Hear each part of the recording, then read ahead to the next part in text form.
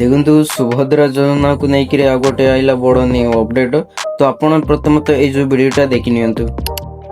କୋଟିଏରୁ ଉର୍ଦ୍ଧ୍ୱ ମହିଳାଙ୍କୁ ସୁଭଦ୍ରା ମିଳିବ।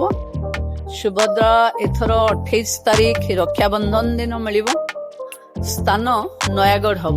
ଏପର୍ଯ୍ୟନ୍ତ ସୁଦ୍ଧା ଯୋଉମାନେ ଆମେ କହିଥିଲେ ଯୋଉ କଟ୍ ଅଫ୍ ଡେଟ୍ ଥିଲା 28 ତାରିଖ ସୁଦ୍ଧା ଯୋଉମାନେ ଜିଲ୍ଲା ସ୍ତରରୁ ଆମ ପାଖକୁ ଆସିଥିବ ଆମେ ତାଙ୍କୁ ଏଥିରେ ନୂଆ ଭାବେ ଦବୁ। ଯୋଉ ସୁଭଦ୍ରାରେ ସବୁଠୁ ଭଲ ହଉଛି କିଛି ଲସ୍ ହବାର ନାହିଁ। ଯଦି ପ୍ରଥମ ଆପ୍ଲିକାଣ୍ଟ ହେଇଥିବ ଆଉ ଏବେ ଏଲିଜିବୁଲ ହଉଥିବ ସେ 5ଟା କିସ୍ତି ଏକାବେଳକେ ପାଇବେ। ଦେଖନ୍ତୁ ଏବେ ଆପଣଙ୍କ ମନରେ ଗୋଟେ ପ୍ରଶ୍ନ ଥିବ ଯେ କୋଉମାନେ ପାଇବେ ଟୋଟାଲ ପଞ୍ଚମଟା କିସ୍ତି ବା ଫିଫ୍ଥ କିସ୍ତି କୋଉମାନେ ପାଇବେ। ତ ଦେଖନ୍ତୁ ଯୋଉମାନେ କି ଟୋଟାଲ କିସ୍ତି ପାଇନାହାନ୍ତି ଆଗରୁ ଆପ୍ଲାଏ କରିଥିଲେ ବଟ୍ କିସ୍ତି ପାଇନାହାନ୍ତି କୌଣସି କାରଣବଶତଃ ସେ ତାଙ୍କର ଏବେ ସେ ଯୋଉ କାରଣ ପାଇଁ ପ୍ରୋସେସିଂ ଥିଲା ବା ଇନ୍ ପ୍ରୋଗ୍ରେସ୍ ଥିଲା ସେ ଯୋଉ କମ୍ପ୍ଲିଟ୍ କରିସାରିଛନ୍ତି। ତ ଆପଣମାନଙ୍କର ଏବେ ସେ ଯୋଉ ପଞ୍ଚମ କିସ୍ତି ଏକାଥରେ ଆସିବ ମାନେ 25,000 ଟଙ୍କା ଆପଣଙ୍କୁ ଏକାଥରେ ଏବେ ମିଳିବ। ତ ଯୋଉମାନେ ବି କିଛି କାରଣବଶତଃ କଟି ଯାଇଥିଲେ ସେ ତାଙ୍କର ଯଦି MP କମ୍ପ୍ଲିଟ୍ କରିଛନ୍ତି ତାହେଲେ ଆପଣଙ୍କୁ 25,000 ଏକାଥରକେ ମିଳିଯିବ। ଆଉ ଯୋଉମାନେ ଫାର୍ଷ୍ଟ ସେକେଣ୍ଡ ଥାର୍ଡ ଫୋର୍ଥ ପାଇଛନ୍ତି ସେ ତାଙ୍କର ଏବେ 5th ଇନଷ୍ଟଲମେଣ୍ଟ ପାଇଁ ୱେଟିଂ ଲିଷ୍ଟ ଅଛନ୍ତି। ତ ସେ ତାଙ୍କୁ ଏଇ ଯୋଉ 5th ଇନଷ୍ଟଲମେଣ୍ଟଟା 5,000 ଟଙ୍କା ଆପଣଙ୍କୁ ମିଳିଯିବ ସେମ୍ ଆଜ୍ ଇଟ୍ ଇଜ୍ ଆଗରୁ ମିଳିଥିଲା ଯେମିତିକି। ତ ସେଇଥିପାଇଁ ଆପଣ ପ୍ରଥମତଃ ନିଜର DBTଟା ମଷ୍ଟ ବି ଆକ୍ଟିଭ୍ କରି ରଖିବେ। ଯେମିତିକି ଆପଣମାନଙ୍କର DBT ଆକ୍ଟିଭ୍ କରିବେ।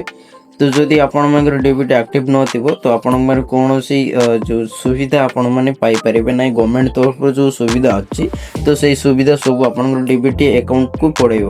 ମାନେ ଆପଣଙ୍କର ବ୍ୟାଙ୍କକୁ ଯାଇକି ଆପଣମାନେ DBT ଆକ୍ଟିଭ୍ କରିନେବେ।